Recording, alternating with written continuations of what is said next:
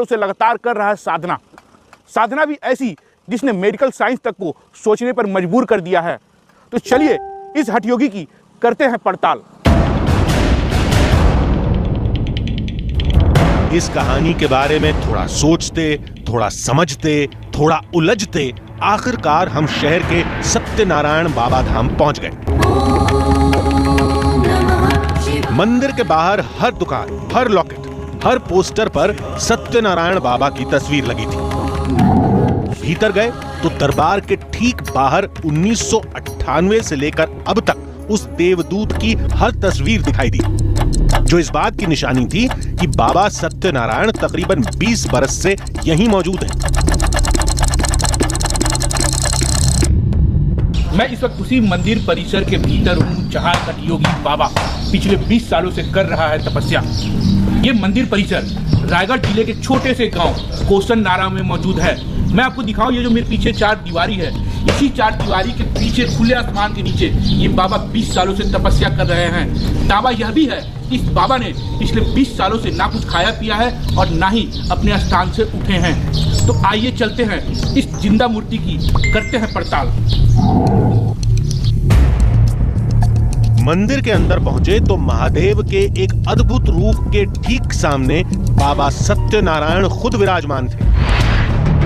बड़े बड़े नाखून, लंबी चौड़ी जटाएं और हाथों में रुद्राक्ष की माला। बाबा ध्यान की मुद्रा में बैठे थे और नीचे भक्तों की भीड़ जुटी। पता चला कि सुबह 7 बजे से लेकर रात 12 बजे तक बाबा ध्यान की इसी मुद्रा में रहते हैं। रात 12 बजे वो कुछ देर के लिए ध्यान तोड़ते हैं, इशारों इशारों में लोगों से बात करते हैं, लेकिन आज तक किसी भी शख्स ने ना उन्हें आसन छोड़ते देखा है, न कुछ खाते पीते। मतलब साफ था कि इस पड़ताल के लिए हमें रात का इंतजार करना होगा। इसलिए हमने बाबा की कहानी को समझना शुरू किया। बाबा जी को जब से बैठे तब से जान रहा हूँ और उसी समय से अभी तक मैं यही देख रहा हूँ कि बाबा जी एक छोटे से पत्थर में अपना जीव अर्पण कर उसमें अपना शिव भक्त ओम नमः शिवाय का जाप कर रहे थे। और उसी दिन से कम 3 साल तक ओम नमः शिवाय का जाप किए। उसके बाद मौन लिए तो अभी तक वो मौन ऐसी है। खुले आसमान के नीचे हर ऋतु में वो ऐसे ही जितने वस्त्र में दिख रहे हैं उतने ही वस्त्र में रहते हैं और पूरे खुले आसमान के नीचे वर्षा हो चाहे ठंड हो चाहे गर्मी हो। गर्मी यहाँ बहुत ज़्यादा पड़ती है, लगभग 49 डिग्री 50 डिग्री तक टेम्परेचर चला जाता है, फिर भी वो इसी जगह खुले आसमान के नीचे विराजमान रहते हैं। हर शख्स यही दावा कर रहा था कि पिछले 20 बरस से बाबा ने न कुछ खाया है न पानी का एक घूंट पिया है। 20 साल हो गए मैं कंटिन्यू आ रहा हूँ सुबह इनका दर्शन करने के लिए और मैंने इनको आज तक कभी कुछ खाते पीते नहीं देखा है। बिल्कुल सही में कभी किसी ने आज तक खाते पीते देखा नहीं है और सही में नहीं खाते। बातों बातों में बाबा से जुड़ी एक और कहानी भी पता चली। बताया गया कि लगभग 13 बरस की उम्र में बाबा ने अपनी जीभ काट कर भगवान को चढ़ा दी थी, जिसके बाद से ही वो महादेव के सामने धुनी रमाए बैठे हैं। बाबा वही 14 साल की उम्र में थे तो स्कूल से भाग के आए और यहाँ पर दोपहर के समय अपना जीभ काट एक पत्थर लिए थे, उसी में अपना जीभ काट के रख दिए। तो मैं स्कूल से आया तो मेरे पापा बोले कि वहाँ पे एक लड़का जीभ काट के बैठा है, जाओ उसको दूध पिला दे। तो मैं गिलास में दूध लेके आया तो बाबा जी उस समय पूरा खून से लथपथ थे और उसका मुंह खुल नहीं रहा था। फिर अपने उंगली से मुंह को साफ किया और उनको थोड़ा सा दूध पिलाया और उसके बाद हम लोग बस देख रेख कर रहा हूँ। इस कहानी के एक नहीं सैकड़ों गवाह थे, लेकिन हम सिर्फ कहानियां सुनने नहीं आए थे, हम इस सवाल का जवाब तलाशने आए थे कि क्या बाबा वाकई कोई देवदूत हैं? क्या वाकई उन्होंने 20 बरस से कुछ नहीं खाया? क्या वाकई वो 20 साल से एक ही जगह पर तपस्या कर रहे हैं? अगर हां, तो वो कौन सी शक्ति है जिसकी बदौलत एक इंसान 20 साल से जिंदा है? हमारे सामने पहला रास्ता यही था कि हम पूरे 24 घंटे बाबा पर नजर रखें और उनकी हर हरकत को कैमरे में कैद करें। मैं इस वक्त उसी मंदिर में हूँ जहाँ पिछले 20 सालों से बाबा सत्यनारायण अपने तपस्या में लीन है। मैं इस वक्त आपको दिखाऊं, बाबा अभी भी अपने तपस्या में है। जो अभी तक हमें जानकारी मिली है कि बाबा सुबह 7 बजे से लेकर रात के 12 बजे तक लगातार समाधि में रहते हैं। इस वक्त धूप हो, बारिश हो या कितनी भी ठंड ही क्यों ना हो या कोई आपदा ही क्यों ना आ जाए। कुछ देर में वाकई मौसम बदल गया और हल्की बारिश शुरू हो गई, लेकिन बाबा ने न तो आंख खोली न अपनी जगह से हिले। वो ऐसे बैठे रहे जैसे किसी गहरी साधना में हो। हल्की बूंदाबांदी के बाद मौसम फिर साफ हो गया, लेकिन जैसे बाबा को तो बदलते मौसम से कोई फर्क ही नहीं पड़ा। बाबा के ठीक नीचे महादेव का एक अद्भुत शिवलिंग है। हमें बताया गया कि इस शिवलिंग की भी अपनी कहानी है। इसी शिवलिंग के पास ठीक 16 फरवरी 1998 के दिन बाबा अपने घर से स्कूल के लिए निकले थे। उस वक्त ये जगह पूरा बियावान हुआ करता था। यहीं पर आके एक छोटे से पत्थर को शिवलिंग मानकर उस पर मैं जीभ काट के चढ़ाया और तपस्या बैठ गए। तब से ये सिलसिला लगातार चला आ रहा है। लोग मानते हैं कि महादेव का ये रूप ही बाबा को तपस्या की हिम्मत देता है और शिव की इसी शक्ति की बदौलत बाबा 20 साल से बिना कुछ खाए पिए जिंदा हैं। तमाम लोग आ रहे थे, बाबा के आगे सिर झुका रहे थे, लेकिन बाबा योग की एक अद्भुत मुद्रा में मौजूद थे। देखते देखते सुबह से शाम हो गई और मंदिर में आरती की तैयारी शुरू हो गई। भक्तों की भीड़ लगी थी, लेकिन वो देवदूत भी तपस्या में वैसे ही लीन थे जैसे हमने सुबह से देखा था।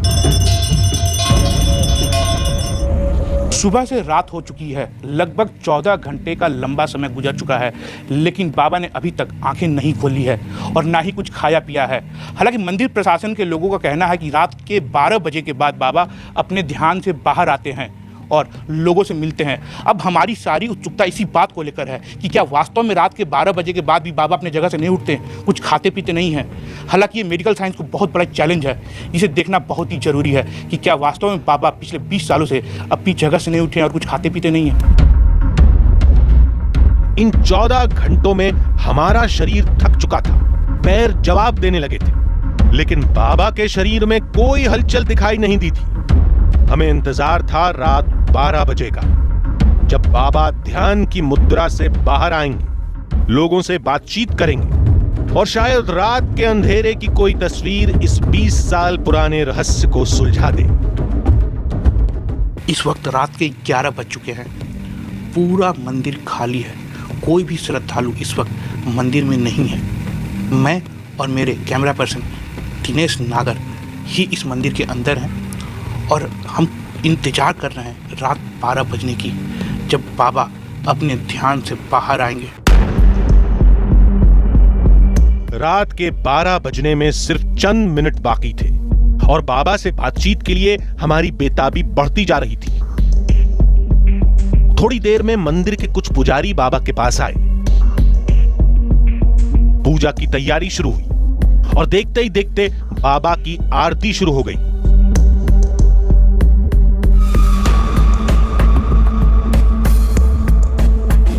और ठीक 12 बजते ही बाबा ने अपनी आंखें खोल दी। दावे के मुताबिक बाबा ने पानी से अपना चेहरा धोया, लेकिन पानी की एक भी बूंद मुंह के भीतर नहीं गई। पास में मंदिर के कुछ कर्मचारी भी थे, जो इशारों इशारों में बाबा को कुछ बता रहे थे। तभी बाबा की नजर हमारी टीम पर पड़ी और वो हमें भी इशारों से कुछ कह रहे थे। शायद उन्हें हमारे रहने से कोई परेशानी नहीं थी, लेकिन इससे पहले कि हम बाबा से कुछ सवाल पूछते, हमें एक नया फरमान सुनाया गया कि 15 मिनट के लिए हमें कैमरा बंद करना होगा और यहां से बाहर जाना होगा। करीब 18 घंटे तक लगातार बाबा ने तपस्या की है, लगभग बैठे हुए थे। और आप लोग बाहर चलेंगे, सभी लोग आप बाहर चलेंगे तो क्या दिक्कत है? रह नहीं सकते हम लोग? थोड़ी देर के लिए आप बाहर चलेंगे, फिर आ जाएंगे। कितने देर बाहर रहना हमें? आप 15 मिनट बाद बाहर, 10-15 मिनट बाद आ जाएंगे। चलिए, नहीं तो हम सब लोग बाहर चलेंगे, आप सभी नहीं, ये 15 मिनट हम देखना चाहते हैं क्या हो रहा है यहाँ पर। आप चलिए, 15 मिनट बाद आ जाइएगा। ऐसा क्यों किया गया हमें कुछ समझ में नहीं आया। शक हुआ कि कहीं इन्हीं 15 मिनट में बाबा को कुछ खिलाया तो नहीं जाता, कहीं यही 15 मिनट इस 20 साल पुराने रहस्य का जवाब तो नहीं है। इसलिए हमने थोड़ा दिमाग दौड़ाया और भागकर एक ऐसी जगह पर पहुंचे जहां से मंदिर के कर्मचारी हमें नहीं देख सकते थे, लेकिन हमारा कैमरा उन 15 मिनट में भी बाबा पर नजर रख सकता था। मैं थोड़ा सा पर्दा हटाता हूँ ताकि आप शूट कर सके, लेकिन फिर आप तब तक कैमरे का लाइट एकदम मत जलाइएगा, कैमरे का लाइट मत जलाइएगा एकदम।